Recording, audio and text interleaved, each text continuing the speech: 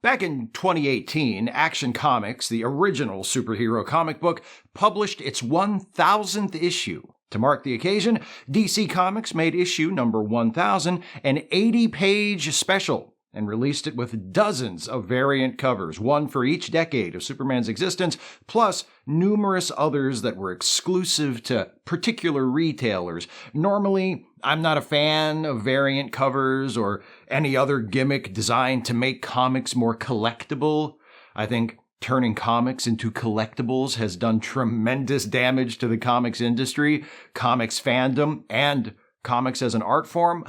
But having said that, some of the variants for Action Comics 1000 are pretty cool. This one by Michael Cho representing the 1940s, for example. Or this one by Mike and Laura Allred representing the 1960s and the glorious goofiness of the Silver Age. In addition to the art styles of some of the variant covers, the issue itself is also a throwback to a previous era when monthly comics regularly featured multiple stories, a longer lead story, and several shorter backups. The lead story for Action 1000 is written and drawn by legendary Superman artist Dan Jurgens, with inks by Norm Rapmund, and it's titled From the City That Has Everything. We start out in space as Superman confronts a hostile alien ship that has just popped out of a portal to attempt to conquer Earth.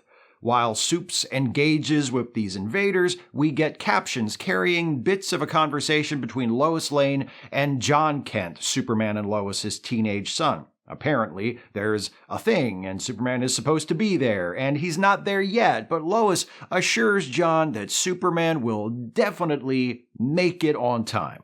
Meanwhile, Supes disables the alien ship and shoves it back through its portal, then laments that it didn't take a little longer because saving Earth from being attacked by warriors from the other side of the galaxy would have been the perfect excuse to miss this thing he's supposed to go to. We cut to a park in Metropolis where John stands nearby while Lois conducts a mysterious phone call with Perry White. "You've taken care of this, right? I'm depending on you," she says. "Wonder what that's about." Clark Kent arrives, reluctant, complaining to Lois that he shouldn't be here. He should be up in space in case more of those mean aliens show up. But Lois tells him to suck it up for the sake of the people of Metropolis, because it turns out the thing Clark doesn't want to go to is a public celebration of the Man of Steel. It's Superman Day. Clark hates Superman Day. He's so modest. While the crowd that's gathered in the park waits for Superman to actually show up, a series of speakers takes the stage to share their stories of times Superman saved the day for them. First up is the mayor, who remembers the time she was trapped on a subway car as the tunnel was flooding until Superman came to carry them all to safety. There's also a fire chief who shares the story of a time Superman helped some of his men rescue an old woman who was trapped inside a burning tenement. Captain Maggie Sawyer of the Metropolis Police Special Crimes Unit, who recalls Superman helping to rescue hostages from a gang of terrorists. And a guy named Benning, a reformed henchman, who talks about how he worked for several supervillains and was always busted by Superman. Listening from the back of the crowd, John Kent wonders why they would invite a criminal to speak on Superman Day. Clark tells his son to listen. Benning says that the last time Superman caught him, he had been smuggling plutonium and nearly got himself killed. Superman knew the cycle of poverty and violence I was stuck in, Benning says. He put in a good word for me so that once I got out of jail, I landed a decent job. Thanks to him and his patience, I finally have my life on track. That's why they let him speak, Clark tells John, to remind us that we can always be better, that we should always have hope. Now, as these various speakers have been giving their testimonials, we've also seen Clark nervously scanning the skies with his telescopic vision, looking for any signs of further alien invasion, and Lois standing by carrying on her cryptic conversation with Perry White, saying things like, "We had an agreement, Perry. You promised to take care of this. It's Superman Day, remember?" But then, while Lois is still on the phone, the mayor introduces the next speaker. And it's Perry White. Clark's head snaps to Lois as he realizes that she hasn't been talking to Perry on the phone at all. He races away from the crowd, changing into his Superman costume as he goes, convinced that the aliens have somehow compromised Lois, used her to make him think the invasion was over, make him think it was safe. He flies away to confront this threat, but is stopped above the streets of Metropolis by Wonder Woman. "Go back, Clark," she says. "We've got this." Superman is a little confused, so Wonder Woman explains. Superman was right to suspect the alien invasion wasn't over. The aliens actually landed assault teams in several countries, but the Justice League was able to take care of it, and everything's fine now. Plus, Martian Manhunter used his telepathic abilities to distract Superman to make sure he never knew what was going on. Why? It was Lois's idea, Wonder Woman says, to allow Superman to take a break, attend the Superman Day ceremony, and hear the people of Metropolis say thank you, and to give the people the chance to say it to him. So Superman returns to the park, where now the people of Metropolis have been joined by many of his fellow heroes, so they can express their appreciation. "Is Dad going to be okay with what you did?" John asks Lois. "Oh, you mean working with the Justice League to hide the fact that Earth was being invaded by hostile aliens from him so he could attend a celebration named after him? Yeah, he'll be cool with it." And he is, because he's Superman. I've always found Dan Jurgens to be a much better artist than a writer. I don't think I'm saying anything too controversial there. As an artist, Jurgens created arguably the definitive Superman of the 1990s. As a writer, he's capable, fine. That division is apparent in From the City That Has Everything. The artwork is splendid. Exactly the sort of work we've come to expect from Jurgens. A heroic, impressive, but kind and approachable Superman surrounded by a cast of distinctive characters. Panels are well composed. Jurgens has a particular talent for finding just the right angle for shots like these, with one character or a handful of characters in the foreground looking out at a crowd of characters in the background. It's beautiful to look at and well told, but as a story, it's nothing special. It's not bad, but it's no more than what you'd expect from a story written to commemorate an anniversary. It hits all the right notes. Superman is humble, compassionate, ever vigilant. His friends go to great lengths to show him how much they love and appreciate him, but it doesn't show us anything we haven't seen before in similar forms. Then again, perhaps that's not such a bad thing. This is Action Comics 1000. This is a celebration. This is a love letter to Superman, and I must tell you, I've more than had my fill of those. Every time a studio or a publisher releases some lazy, sentimental work of nostalgia-baiting fan service, the excuse is, "Oh, it's a love letter to such and such." Stop writing love letters. However, if anyone deserves a love letter, it's Superman. And Dan Jurgens wasn't the only contributor to Action Comics 1000 to think so. The creators of the next story, writer Peter J. Tomasi and artist Patrick Gleason, had the same idea, only in a much more literal sense. While Jurgens seeks to remind us of the characteristics of Superman that make him a beloved character, Tomasi and Gleason just straight up recreate memorable images from the character's publication history. Their story, Never-Ending Battle, has Superman narrating as he is trapped by the immortal villain Vandal Savage and forced to fight his way through multiple past eras. In a series of very impressively rendered splash pages, we watch him go from the crusading crime fighter and working-class champion of the 1930s to the superpowered war hero of the 40s to the silly sci-fi fantasy adventurer of the 50s. This page is a reference to the film Superman and the Mole Men, which I appreciate. I love that movie, as you know if you've seen the video I made about it in this series, but Gleason's decision to depict the Mole Men as enraged, demonic creatures attacking Superman inside their tunnel makes me wonder if he's actually seen the movie.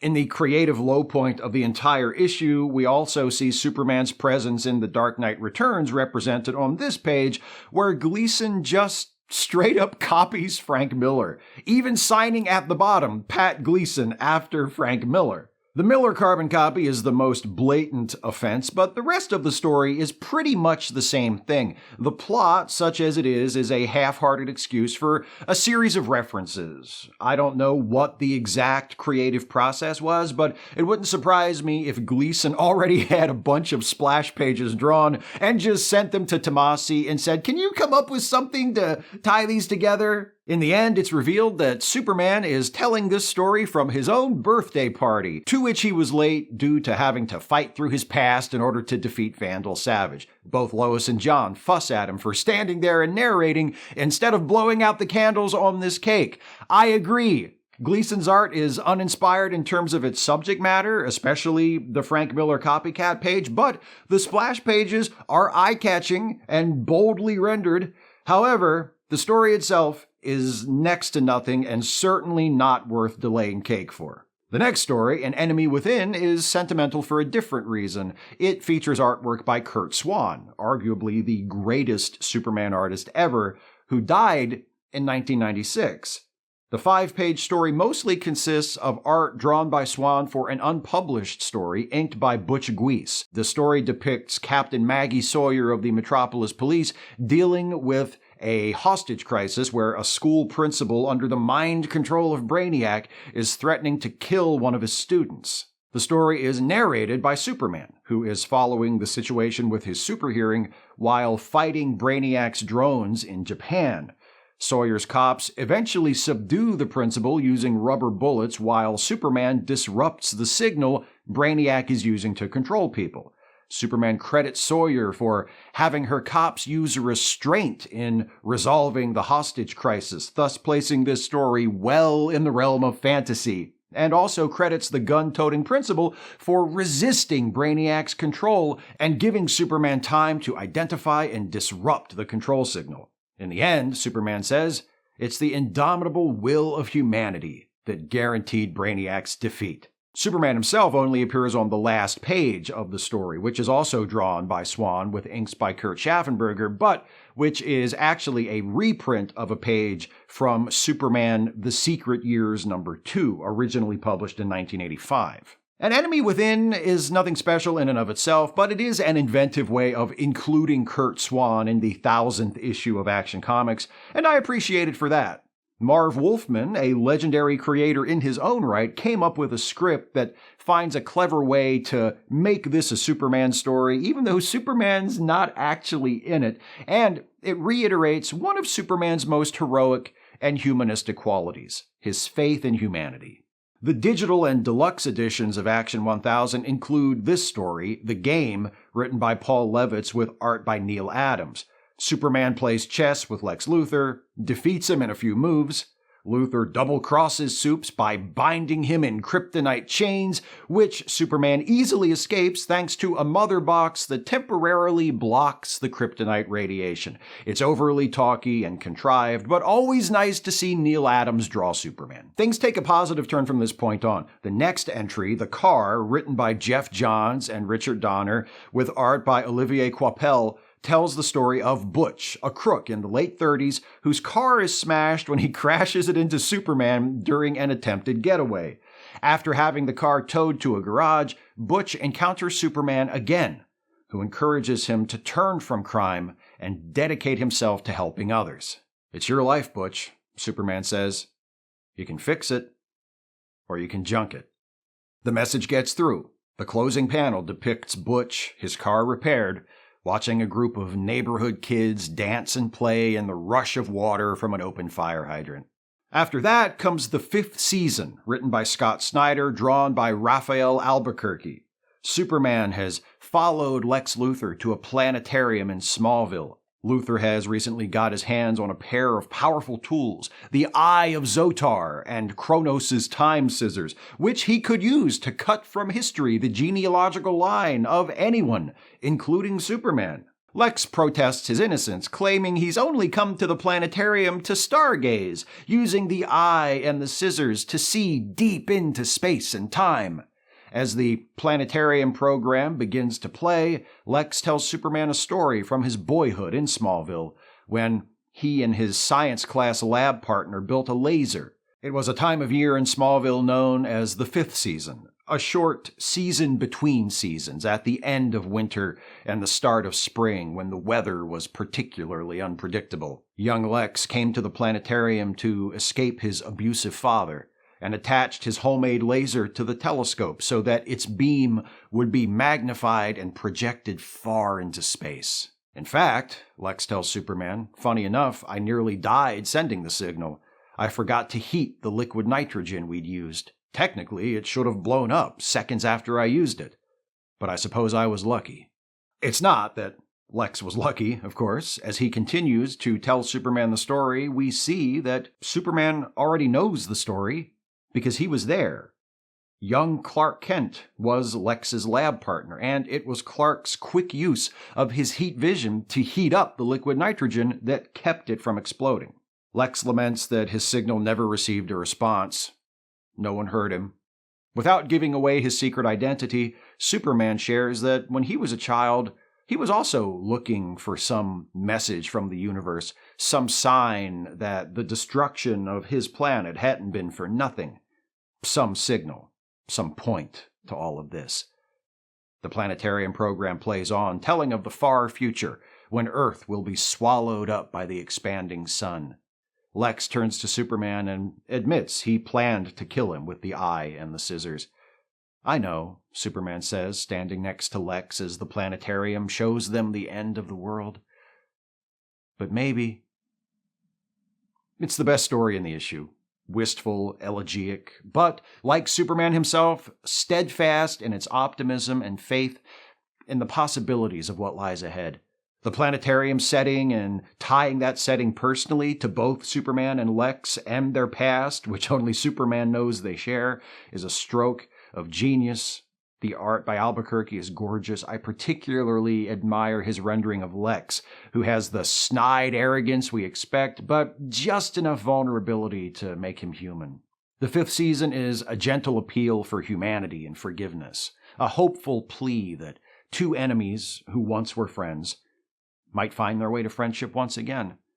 It'll probably never happen, but maybe. The end of the world is a prominent theme in a different way in the story that follows, Of Tomorrow, by writer Tom King and artist Clay Mann. It's billions of years in the future.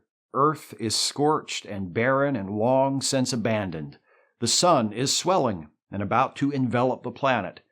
Superman has returned to his adopted home one last time to pay a final visit to the graves of his parents, Jonathan and Martha Kent.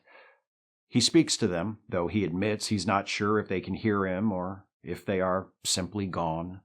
He tells them that Lois is still alive, thanks to regular doses of something called Eternity Formula, which apparently tastes like grape. Lois is doing well, running the Universal Info Network, so newspapers still exist 5 billion years in the future. And I thought the police acting with restraint in that earlier story was unbelievable. He also tells them that his and Lois's son John is still alive as well. He reminds me of you, Ma, Superman says, kind and so damn stubborn. As he speaks, Superman picks up a handful of dirt, compresses it into a crystal in his hand, and uses his heat vision to carve it into a small statue of his parents and himself as a child, his family. He muses that he considered pushing Earth into a wider orbit to spare it from being consumed by the sun, but decided against it. It just seemed wrong somehow, Superman says. Everything gets its time, and just because it's dead doesn't mean it's gone. So I'm going to let it go. Let you go. We're all stardust fallen, Superman says as he prepares to leave his parents' graveside for the last time. And so we look to the sky, and we wait to be reclaimed. He places the small statue atop his parents' gravestone and flies away. Like the fifth season, Of Tomorrow is melancholy yet tinged with hope. Humanity may be gone, Earth itself may be gone, or will be gone very shortly anyway, but life seems to be going on elsewhere in the universe. And Superman survives. Earth is at its end, but even beyond that seemingly most final of goodbyes, there remain possibilities. the best of us lives on. The 1-2 punch of the 5th season and of tomorrow is definitely the highlight of the issue. The rest of it isn't bad, but it's downhill from here. There are 4 more stories, and the next one after of tomorrow is the best of those. It's called 5 Minutes and is the contribution of 2 more creators who helped to define Superman in the 1990s, writer Louise Simonson and artist Jerry Ordway. This story gives Action 1000 some Daily Planet representation, which has been sorely lacking up until now. Clark Kent has 5 minutes to finish the story he's working on before deadline, but he detects an emergency through his super hearing and has to fly off to save the day. A train operator has suffered a heart attack, and the train is speeding out of control.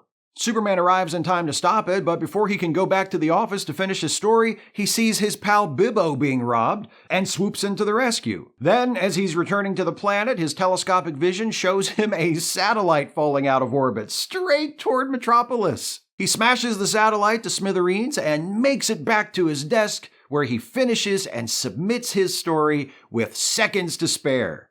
Then comes the punchline. Editor Perry White declares the story Clark just finished to be old news and sends him out with Jimmy Olsen to get interviews with eyewitnesses who saw Superman save that runaway train just now. It's a fun, well-paced story with a cute gimmick that Simonson doesn't allow to get too cute, and a clever ending that not only deals Clark an amusing reversal, but ties the entire piece together nicely, demonstrating something that Clark also tells us in his narration, that his job as Superman and his job as a journalist aren't as different from one another as one might think. Ordway's art, it probably goes without saying, is beautiful. He sometimes gets lost in the shuffle amongst the other legendary Superman artists, of which there are many, but he earns his place alongside them. His composition is clean, his characters are expressive, his action scenes are dynamic, and his Superman is as classic an interpretation as those of Dan Jurgens or John Byrne or any of his other contemporaries. Next is Actionland, written by Paul Dini, with pencils by Jose Luis Garcia Lopez and inks by Kevin Nolan. It's set in a Superman-themed amusement park ride that turns out to be the creation of Superman's longtime foe, fifth-dimensional imp Mr. Mxyzptlk. It's fine, but pretty straightforward, with little of the wit or imagination we've come to expect from Dini. Mostly reads like filler. Speaking of filler, next there's Faster Than a Speeding Bullet, written by Brad Meltzer and drawn by John Cassaday. Superman speeds across the city to prevent a woman from being shot by a mugger. He arrives just in time to stop the bullet that would have killed her, but only thanks to the courage of the woman, Lila, who leans into the barrel of the gun and throws her would-be killer off guard for a fraction of a second. There's a funny line where Superman commends Lila on her guts, and Lila jokes, "I just did what Batman would have done." But other than that, the writing is fairly unremarkable. There's a closing dialogue between Superman and Lois, presented through captions over the final panel of Superman flying away, about how, actually, Superman is inspired by us, that is so by the numbers it could be the product of a ChatGPT prompt. Cassaday's art is very good, though. I like his Superman a lot. Not nearly as big or muscularly defined as most other versions, with a kind face, paternal expression, and swept-back hair. He reminds me of George Reeves. Finally, there's The Truth, written by Brian Michael Bendis and drawn by Jim Lee. It shows a group of civilians who try to hide Superman after he is knocked unconscious during a slugfest with an angry alien baddie named Rogal Zar, who claims he is responsible for the destruction of Krypton and is here to finish the job by killing Superman. The action is very well plotted. I love this bit where a stunned Superman is swatted by Rogal toward a shop window and manages to stop himself from crashing through at the last moment. The brave civilians stepping in to help Superman is also a nice touch. We've seen it many times before, but it's not a bad trope if done right, as it mostly is here. Some of their banter while Superman is unconscious is a bit too wink-wink for my taste, but that's really my only criticism of them. Brian Michael Bendis writing a Superman story is a very big deal in and of itself. One of the most important writers of Marvel Comics of the 21st century, this marks the first time Bendis has written a Superman story, and only the second time he's written anything for DC. Unfortunately, a few nice character touches aside, this script is nothing special. And it ends on a cliffhanger, meant to entice readers to buy the upcoming Man of Steel miniseries, also written by Bendis, which feels cheap and ends this celebration of Superman on an unpleasantly cynical note. At least it looks good. Then again, it's Jim Lee. What else would you expect? Though the 5th season and Of Tomorrow come the closest, none of the stories in Action 1000 are classics in and of themselves, but taken as a whole, they are a fitting tribute to the character and the qualities that have made him so lasting. The unspoken question that serves as the prompt for these stories is, why Superman? Why is Superman not only the originator of the superhero genre, but still the standard bearer of it? Why is he one of only a handful of comics characters to have been continuously published since the late 1930s? Why has he been able to find an audience with each new generation to arrive since his debut? Why Superman? He's not as cool as Batman. He's not as strong as the Hulk. He's not as fast as the Flash. How fast is the Flash? His movie got to streaming and home video in record time. That was a low blow, and I do not apologize. Why Superman? Each story in Action Comics 1000 provides a slightly different answer to that question, but those answers all have one thing in common. None of them argue that what makes Superman special is that he's the strongest, or the fastest, or punches the hardest, or wins the most fights. It's not about what Superman can do. It's about what he chooses to do. He fights, yes, but it's who and what he fights for that matters. He fights for people. He protects people. He saves people. He believes in people. He tries to see the best in everyone, even his greatest adversaries. Why Superman? Because for 85 years, through reinvention and reinterpretation at the hands of countless artists, some masters of their craft and others not so much, in the pages of thousands of comic books and thousands of hours of radio, TV, movies, video games, every storytelling medium imaginable, timeless, yet always reflective of the times, constantly evolving while somehow remaining constant, he has endured. The man who came from the stars to fight for us, to help us, to show us the kind of people we could be. A strange visitor, a hero, a friend. And in Action Comics number 1000, 10 different perspectives, all looking at the same thing. The best Superman ever.